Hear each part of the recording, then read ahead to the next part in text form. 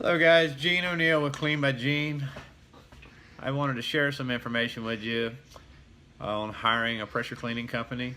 I've pulled up some posts from some Facebook groups that are public groups to, these young guys go on and try to learn some different information and stuff, and also some ads that I think one of them come off of Craigslist, but just to try to give you an understanding of what all involved.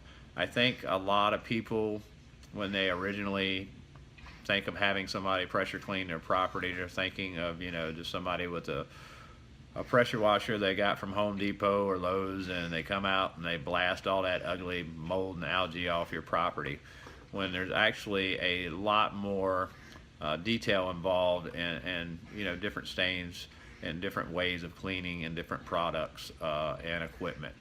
So anyway, the first one here I have pulled up, and the gentleman says, "Hi guys and gals, I am new to the business and learning along the way. I was wondering if you guys know any local products that will remove the moss or dirt of vinyl fences. Will SH work?"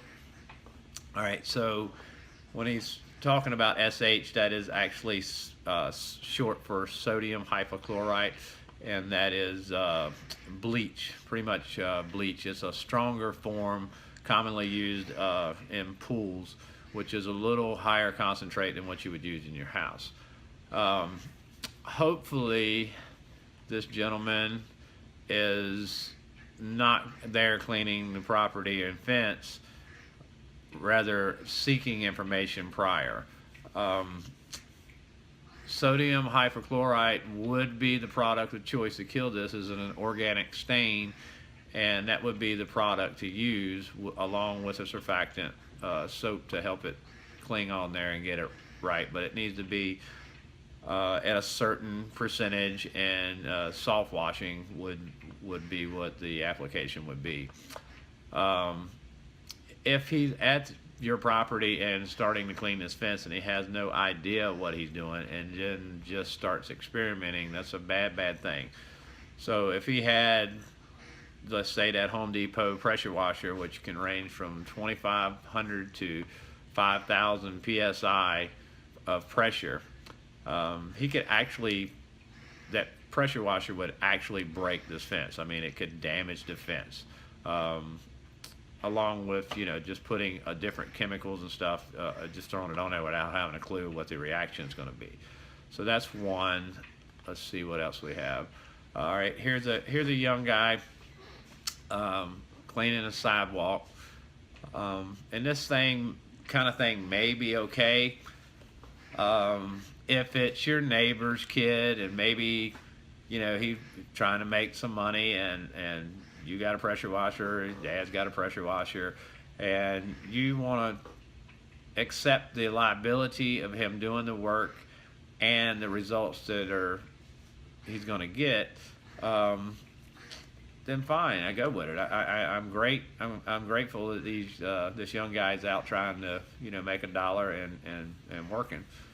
However, on a professional aspect of it, when he's cleaning this driveway like that using the wand rather than a surface cleaner, it's not going to clean it in a smooth manner, and it's going to leave streaks. You're going to actually see streaks in the concrete after he's clean.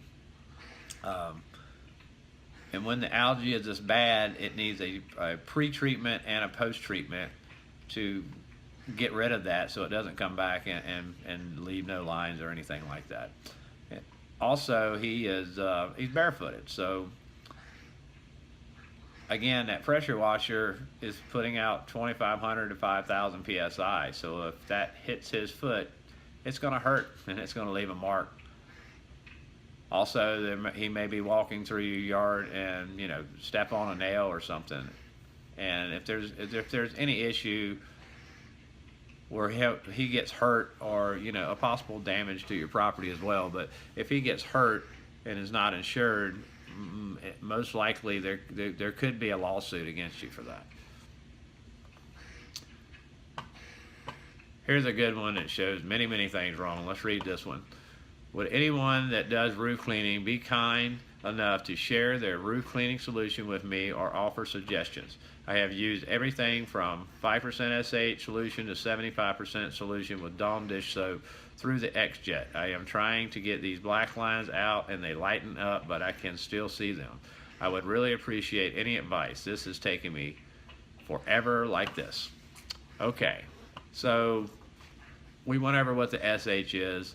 He's using a tool called an X-Jet, and the X-Jet, which you can see in the picture to the right, it goes to the pressure washer hose at the wand, and there's a hose that runs off of that. It goes into a bucket with whatever chemical or supplies, and it siphons that up, and then it shoots it onto whatever area you're cleaning. Not gonna work for cleaning a roof. You need a dedicated pump system for cleaning the roof. This system will not work. When he's talking about the percentage is 5%, 75%. I mean, if we were looking at 100 gallons, that's 5 gallons of bleach to 95 gallons of water, and 75 gallons of bleach to 25 gallons of water. And then he's putting that in this bucket here, and that's getting diluted even more coming through there. And for cleaning a roof, that's not a strong enough concentration, but yet it is a very strong concentration in that bucket.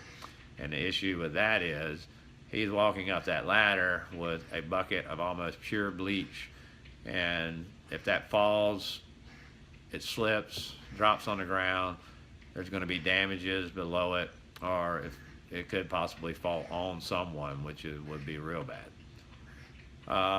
Then he's using Dawn dish soap, and the reason he's putting soap in there, it's a surfactant, so it's actually thickening up the mix so it sticks and clings onto the surface. There's many different surfactants for different surfaces, professionally made and tested. Dawn dish soap is not one. Actually, if you look in your house, you will see on Dawn dish soap bottle, it clearly says do not mix with bleach. It's an ammonia-based product, and we know what happens when you mix bleach and ammonia. Not a good thing. Also in this picture, he has 2 ladders, 2 different locations. He has this little attachment at the top, it's a standoff that's made to push you away from the building. The issue is the standoff on the ladder is actually mounted in the wrong place. The ladder should be extended much further up past the roof line. In the left picture, the standoff is actually sitting right at the edge of that, easily to slip and have an accident. Same with the right. He's also standing on the edge of the roof line with no type of restraint whatsoever, a pressure washer wand in his hand. Not too bright. He could easily fall off of that roof and hurt himself pretty badly, and we don't want that to happen. And as a homeowner, you definitely don't want that to happen, because if he was to get hurt and no insurance, you can bet that there will be an attorney sending you a letter and a lawsuit going. So anyway, this is not the way to go about cleaning a roof. He doesn't even have the right equipment, and he's already at your house and he's already started, and now he's asking for questions. He really needs to get some education on how to do this before he even starts. Okay, let's see if we got another one. Here's another one. It's an ad on Craigslist. What this gentleman has is a surface cleaner, and he's cleaning the roof with high pressure and a surface cleaner, and you see that smoke, which is actually steam coming around it, which means he's using a hot water pressure washer. So there's many things wrong with this as well. If you look at how he's standing on the roof, he's got this big machine and heavy and trying to maneuver it, and it's just a slip and fall waiting to happen.